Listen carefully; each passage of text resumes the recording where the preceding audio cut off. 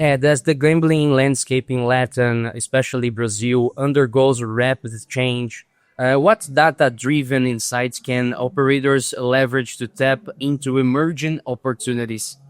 Well, it's a good question. I mean, at the very highest level, and it seems very simple, but understanding the market size and opportunity. There's not much data in the Latin American markets. Even in the regulated ones, there's very little official data. Colegios in Colombia have some, but no one really knows the exact market size of the legal market in Mexico or Argentina, and Brazil we will. But given the scale of the unlicensed market, I think that's where we can add, or other people who do the same thing, market intelligence, can add real value, because the market shouldn't just be viewed as the licensed market, it should be the whole market. So straight away, just understanding the market size, then operators can understand their positioning in the market, their market share. More detailed data we get on players in particular, and talk about that a bit later. But, really the basic is that there are a number of markets out there, particularly in Latin America, where the people are operating and they don't actually know the size of the market they're operating in. Brazil in particular, with the black market, is a big talking point at the moment, and it's something we're doing a lot of work on to try and understand and help the regulator, the operators understand the size of the actual market out there. Okay. And with this growing interest in regulatory frameworks across Latin America, how do you foresee to evolving legal landscape shaping the future of the gambling industry? So everything takes time, longer than you anticipate. I mean, how long has Brazil been talking about opening up? But for sure, there is a big shift towards regulation. There always will be. However, it's how it's regulated is key. I mean, Argentina, provincial regulation, we understand why politically, but the illegal market is just huge and always will be. It's just not attractive to regulate and get licensed in many of those places. Brazil, great market, lot of opportunity. But again, given how the regulations have been passed, there is still a huge illegal market. And I think the big challenge and the big opportunity is to get these markets regulated in the first place.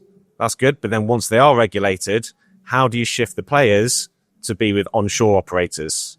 And don't get me wrong, regulators, politicians, they have a tough job because they're trying to protect the players, but they need to make sure this player protection does not lead them to go to unlicensed operators. So the general trend towards regulation, once there is a regulated market, we need to then work together as an industry, have data-backed solutions to push those people to an onshore operators who are properly licensed, offer proper responsible gambling, player protection, and, eventually tax revenues for the government. And Ed, in a region where competition is intensifying so much, how can operators use market intelligence to differentiate themselves and gain a competitive edge?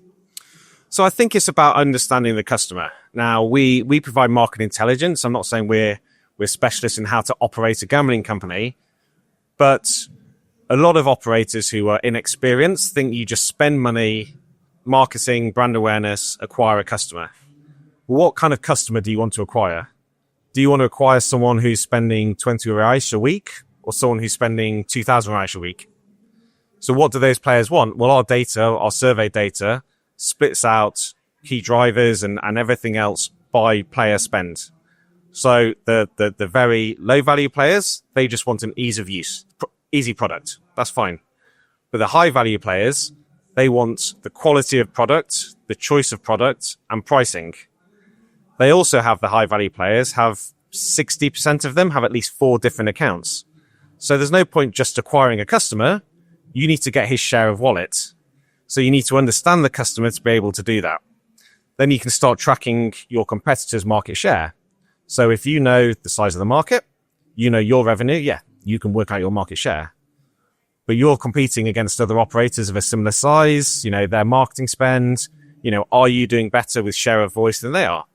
So I think there's lots of data that you can do that can really help give you a competitive edge, or at least understand your positioning in the market and understand what your customers want. I think the days of coming into a market with a very generic product, throwing some money at marketing spend and brand, you just don't win in a market like that. and understand what kind of player you are having in your hands and working in the platform. Yeah.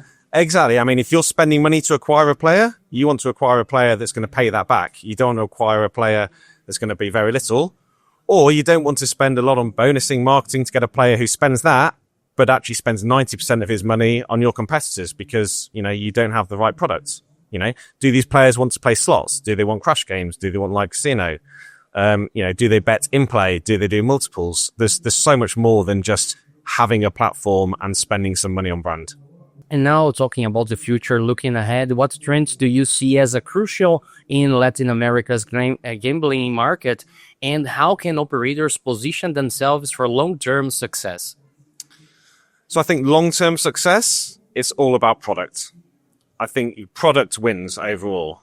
At the moment, there's going to be operators in the Brazil market or the wider LATAM market. And if you're willing to spend a lot of money, if you're willing to lose 50 million US dollars, 100 million US dollars on marketing, then sure, you'll acquire players.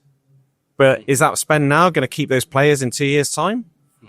If it were me, I'd be spending that money on products, having the best products. So when they've been round, they've spent all the bonuses, then they realize what platform they actually want to use. And that's yours if you've got the right product, the right customer experience. And I think you call it hyper-localization. So you can be successful in Brazil or in any other Latin American market with an international brand if you have a very good local team. If you come in as an international operator and say, hey, we're successful in the UK, we're successful in America, Europe, that means nothing here. But there are leading brands in Brazil, in other countries in Latin America that have done well, but they're the ones who get a good local team who understand the difference and the local culture. And you really need a localization of products and a true understanding of the customer. And that only comes with local teams. That's an advantage local operators have, but then they also need to get the right experience in gaming. So if you have the experience in gaming, betting, gaming, and you have the local expertise and the right product, and you focus on product and not just throwing money on sponsoring a football team, I think that's how you win in the long term. Nice. And Brazil's regulation are helping the companies to be presently personally here with a team inside Brazil. This can help our market in a general way, no? Yeah, so help the market in a general way. Look, every market that regulates has issues. It's the KYC, the know your customer, the registration process has made things very difficult for the operators, attracted a lot of people to the illegal market. There are people who use it we do studies on this, people are using it because they want crypto, they want to bet on credit. There's many reasons they do that. So I think we just need to, as an industry, rather than blaming the regulations and, work together. And this comes from us as well, not as operators, but as, market intelligence, work together to try and get as much of this industry onshore as possible. And, I think that will happen over time, but there are a lot of challenges. It will not be easy in Brazil at all. It is not an easy place to do business. Oh, nice. Thank you so much. Thank you for having me. It's a pleasure for us to receive you here. Thank you very much. Thank you.